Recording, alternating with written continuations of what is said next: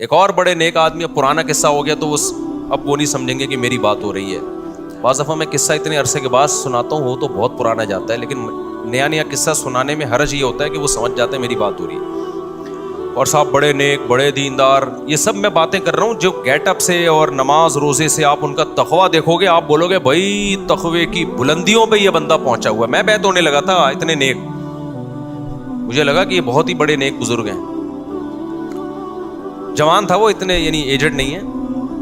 میرے پاس آئے کہ بچہ، میرے بیانات بھی بہت سنتے، میرے پاس آئے مفتی صاحب ہمارے 2 بچے ہیں، اب پریگننسی ہو گئی ہے بیگم کو، میں بہت ٹینشن میں ہوں.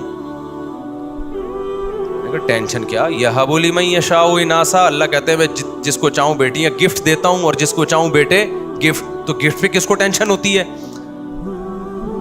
اچھا میرا خیال تھا وہ یہ بات کریں گے بیگم کی صحت خراب ہے، ڈاکٹر نے سختی سے منع کیا، اتنی صحت خراب ہے اب مرنے کا خطرہ ہے یا اور کوئی اور بیماری کا خطرہ ہے، یہ بات کریں گے.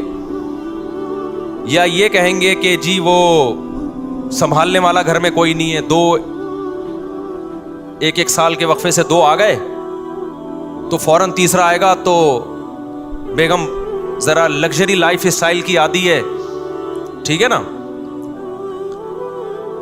وہ بہت ہی یعنی کمزور طبیعت کی ہے، اس سے بچے نہیں سنبھلتے، تو گھر میں لڑائی ہوگی، بچے نہیں سنبھلیں گے. میں نے کہا یا تو یہ کہیں گے تو میں کہوں گا نہیں اللہ سے ہم دعا کرتے ہیں انشاءاللہ وغیرہ وغیرہ، اور سمجھائیں گے. یا صحت کا ایشو ہے تو بھائی ڈاکٹر سے رابطہ کرو. جب اس نے یہ کہا نا مصعب میری آمدن پہلے ہی اتنی ہے، میں کیسے پالوں گا، جب یہ الفاظ کہے ہیں نا تو میری کھوپڑی گھوم گئی.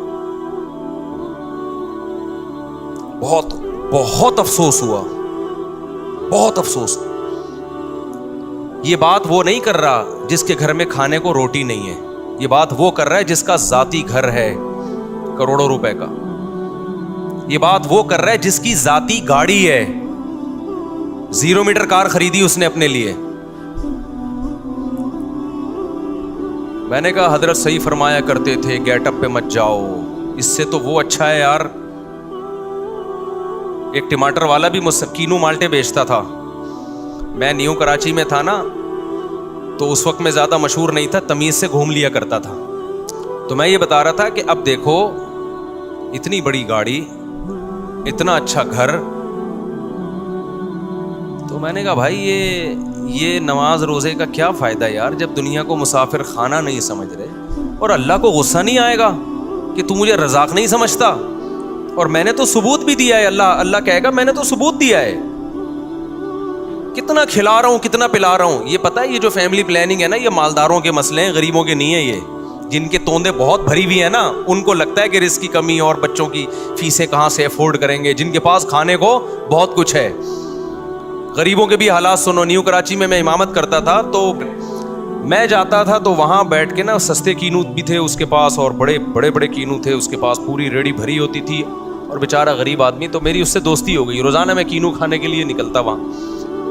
ویسے ہی جب دوستی یاری ہو گئی، ہم نے اس سے گپ شپ لگائی. ہم نے کہا آپ کے ماشاءاللہ کتنے بچے ہیں؟ اس نے کہا 10.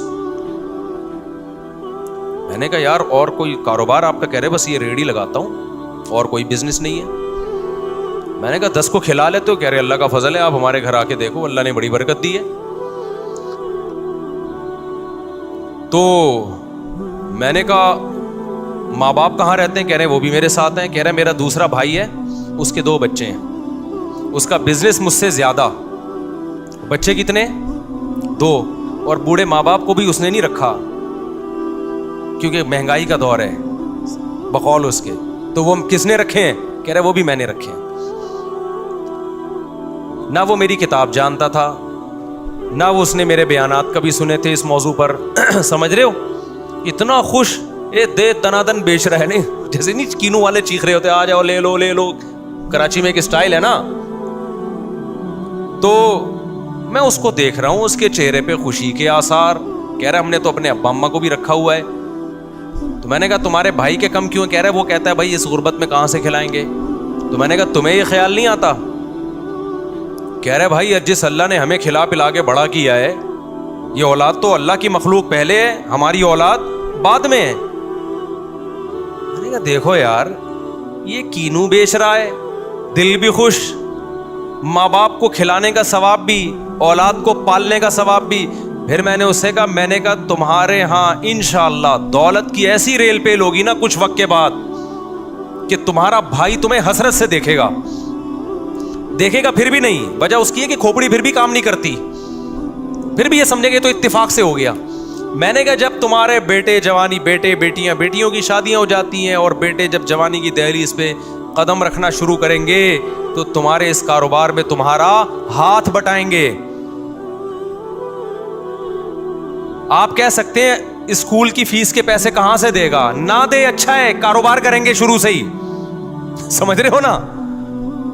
हमारे जो स्कूलिंग सिस्टम है ना, लड़के की वो बेहतरीन उम्र जो कोई हुनर और फन सीखने की उम्र थी, वो कहां गुजार देते हैं? स्कूलों में। आपको स्कूलों के पढ़े हुए चार्टर्ड अकाउंटेंट और कंप्यूटर के सॉफ्ट इंजीनियर तो आपको नजर आएंगे, डॉक्टर तो नजर आएंगे।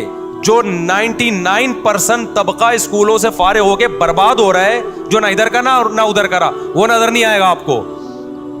मैं मानता हूं जितने बड़े लोग बने वो भी स्कूलिंग सिस्टम से गुजर के बने हैं, लेकिन बर्बाद हुए तो वो भी तो इसी सिस्टम से हुए हैं। अबे हर एक के लिए पढ़ाई जरूरी नहीं है, कहना ये चाहता हूं मैं। बच्चे के स्कूल की फीस के पैसे पढ़ाओ, नहीं है तो बोले एंजॉय करो बेटा। क्या करो? कारोबार सीख हमारे साथ।